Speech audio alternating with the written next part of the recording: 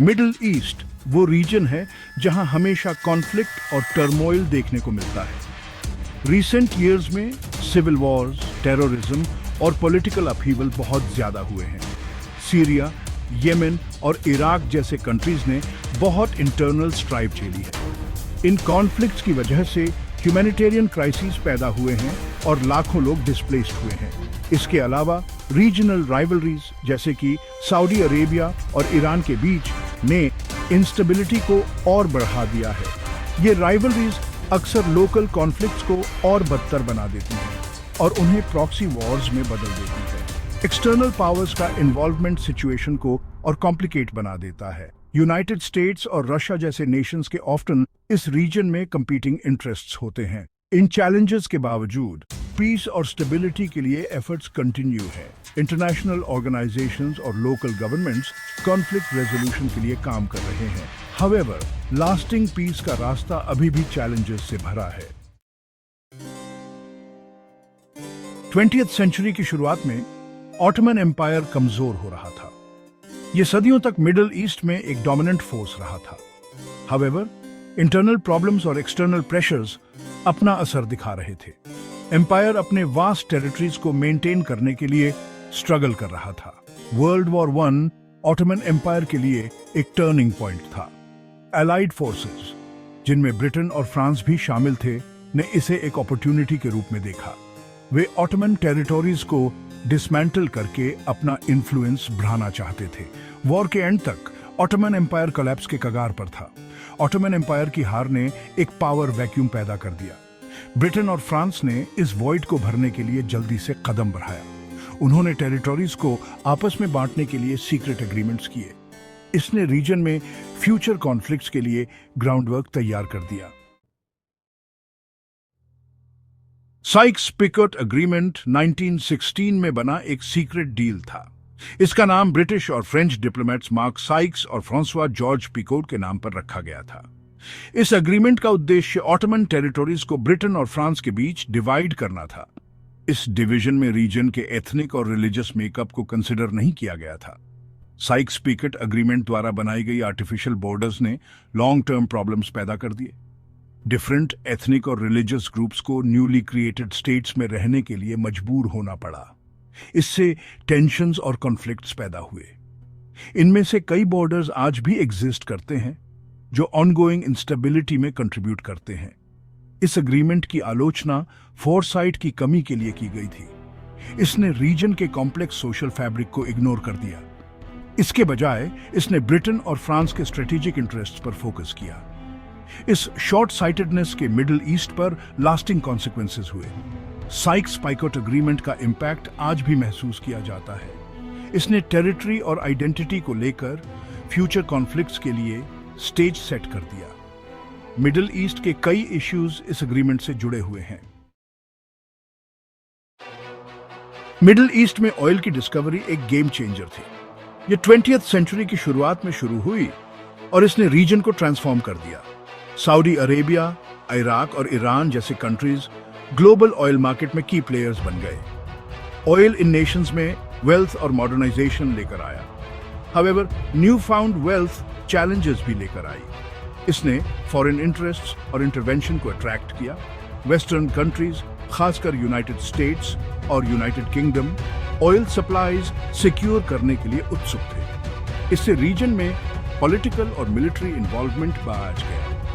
Oil wealth ने internal divisions भी पैदा किए। कुछ कंट्रीज में इससे रिसोर्सेज का अनइक्वल डिस्ट्रीब्यूशन हुआ। इससे सोशल और इकोनॉमिक डिस्पैरिटीज पैदा हुई। अदर केसेस में इसने अथॉरिटेरियन रिजिम्स को फंड किया, जिससे ह्यूमन राइट्स अब्यूजेस हुए। ऑयल रिसोर्सेज पर कंट्रोल पाने की चाहत कॉन्फ्लिक्ट का एक मेजर ड्राइवर रही है। इसने रीजनल राइवलरीज और इंटरनेशनल रिलेशंस दोनों को इन्फ्लुएंस किया है। ऑयल की लेगेसी आज भी मिडिल ईस्ट को शेप दे रही है। Section 5, the role of external powers. External powers ने मिडिल ईस्ट में एक सिग्निफिकेंट रोल प्ले किया है। यूनाइटेड स्टेट्स, यूनाइटेड किंगडम और रशिया का इस रीजन में लॉन्ग स्टैंडिंग इंटरेस्ट रहा है। उनके इन्वॉल्वमेंट ने अक्सर लोकल पॉलिटिक्स और कॉन्फ्लिक्ट्स को इन्फ्लुएंस किया है। वर्ल्ड वॉर II के बाद यूनाइटेड स्टेट्स हेविली इन्वॉल्व्ड हो गया। इसने कोल्ड वॉर के दौरान सोवियत इन्फ्लुएंस का मुकाबला करने की कोशिश की। इससे सऊदी अरेबिया और इजराइल जैसे कंट्रीज के साथ अलायंसेस बने। यूएस ने इन अलाइज को मिलिट्री और इकोनॉमिक सपोर्ट प्रोवाइड की। यूनाइटेड किंगडम का इन्वॉल्वमेंट कॉलोनियल एरा से चला आ रहा है। इसके इस रीजन में, खासकर ऑयल रिच एरियाज में, सिग्निफिकेंट इंटरेस्ट्स थे। ब्रिटिश पॉलिसीज और डिसीजंस का मिडिल ईस्ट पर लास्टिंग इम्पैक्ट पड़ा है। रशिया, जो पहले सोवियत यूनियन था, भी एक की प्लेयर रहा है। इसने वेरियस रिजिम्स और मूवमेंट्स को सपोर्ट किया है। रशियन इन्वॉल्वमेंट अक्सर वेस्टर्न इन्फ्लुएंस का मुकाबला करने के उद्देश्य से रहा है। इससे अलायंसेस और राइवलरीज का एक कॉम्प्लेक्स वेब बन गया है। एक्सटर्नल पावर्स का इन्वॉल्वमेंट हमेशा पॉजिटिव नहीं रहा है। इसने अक्सर कॉन्फ्लिक्ट्स को और बदतर बना दिया है और न्यू चैलेंजेस पैदा किए हैं। मिडिल ईस्ट इंटरनेशनल जियोपॉलिटिक्स का एक फोकल पॉइंट बना हुआ है। Section 6, connecting historical roots to current conflicts. Middle East में करंट कॉन्फ्लिक्ट्स की डीप हिस्टोरिकल रूट्स हैं। इनमें से कई को 20th सेंचुरी की शुरुआत से ट्रेस किया जा सकता है। ऑटोमन एम्पायर का डिक्लाइन, साइक्स-पाइकेट एग्रीमेंट और ऑयल की डिस्कवरी, इन सभी ने इसमें भूमिका निभाई। इन हिस्टोरिकल इवेंट्स ने मॉडर्न डे इश्यूज के लिए स्टेज सेट किया। कॉलोनियल पावर्स द्वारा बनाई गई आर्टिफिशियल बॉर्डर से एथनिक और रिलीजियस टेंशन्स पैदा हुए। ऑयल रिसोर्सेज पर कंट्रोल पाने की चाहत ने रीजनल राइवलरीज को बढ़ावा दिया। एक्सटर्नल पावर्स ने अपने इंटरवेंशन से सिचुएशन को और कॉम्प्लिकेट बना दिया। करंट कॉन्फ्लिक्ट्स को रिजॉल्व करने के लिए इन हिस्टोरिकल रूट्स को समझना क्रूशल है। ये समझने में मदद करता है कि कुछ इश्यूज क्यों बने रहते हैं। ये रीजन की कॉम्प्लेक्सिटीज पर भी प्रकाश डालता है। सॉल्यूशंस को इस हिस्टोरिकल कॉन्टेक्स्ट को ध्यान में रखना चाहिए। पीस और स्टेबिलिटी के लिए एफर्ट्स को इन रूट कॉजेज को एड्रेस करना चाहिए। इसके लिए एक कॉम्प्रिहेंसिव अप्रोच की आवश्यकता है। इसमें सिर्फ पॉलिटिकल और मिलिट्री स्ट्रैटेजीज ही नहीं, बल्कि सोशल और इकोनॉमिक रिफॉर्म्स भी शामिल है। Section 7, summary and future prospects. Middle east का इतिहास कॉम्प्लेक्स और टर्बुलेंट रहा है। ऑटोमन एम्पायर का डिक्लाइन, कॉलोनियल इंटरवेंशंस और ऑयल की डिस्कवरी ने इस रीजन को शेप दिया है। इन इवेंट्स ने कॉन्फ्लिक्ट और इंस्टेबिलिटी की एक लेगेसी क्रिएट की है। करंट कॉन्फ्लिक्ट्स इस हिस्ट्री में डीपली रूटेड हैं। ये आर्टिफिशियल बॉर्डर्स, एथनिक और रिलीजियस टेंशंस और रिसोर्सेज की चाहत से इन्फ्लुएंस होते हैं। एक्सटर्नल पावर्स ने इन कॉन्फ्लिक्ट्स को बढ़ाने और उन्हें रिजॉल्व करने की कोशिश करने, दोनों में सिग्निफिकेंट रोल प्ले किया है। चैलेंजेस के बावजूद पीस की प्रोस्पेक्ट्स हैं। एफर्ट्स को कॉन्फ्लिक्ट्स के रूट कॉजेज को एड्रेस करने पर फोकस करना चाहिए। इसमें हिस्टोरिकल कॉन्टेक्स्ट को समझना और कॉम्प्रिहेंसिव सॉल्यूशंस की दिशा में काम करना शामिल है। मिडिल ईस्ट का फ्यूचर इन चैलेंजेस को ओवरकम करने की एबिलिटी पर डिपेंड करता है। इसके लिए रीजनल और इंटरनेशनल लेवल्स पर कोऑपरेशन की आवश्यकता है। लास्टिंग पीस अचीव करना आसान नहीं होगा, लेकिन यह रीजन की स्टेबिलिटी और प्रॉस्पेरिटी के लिए एसेंशियल है।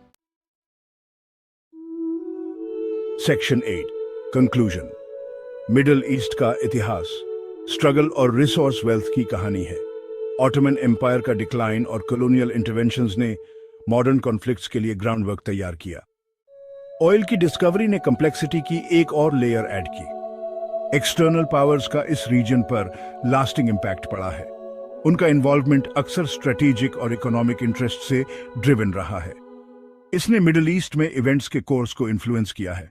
एक मोर स्टेबल फ्यूचर की ओर बढ़ने के लिए इस हिस्ट्री को समझना क्रूशल है। पीस के लिए एफर्ट्स को कॉन्फ्लिक्ट्स के रूट कॉजेज को एड्रेस करना चाहिए। इसके लिए एक कॉम्प्रिहेंसिव और कोऑपरेटिव अप्रोच की आवश्यकता है। मिडिल ईस्ट में पीस का रास्ता चैलेंजिंग है, लेकिन नेसेसरी है। हिस्ट्री से सीखकर और साथ मिलकर काम करके एक बेटर फ्यूचर की उम्मीद है। इस रीजन की रिच हिस्ट्री और डिवर्स कल्चर्स लास्टिंग पीस और प्रॉस्पेरिटी के डिजर्व करती हैं।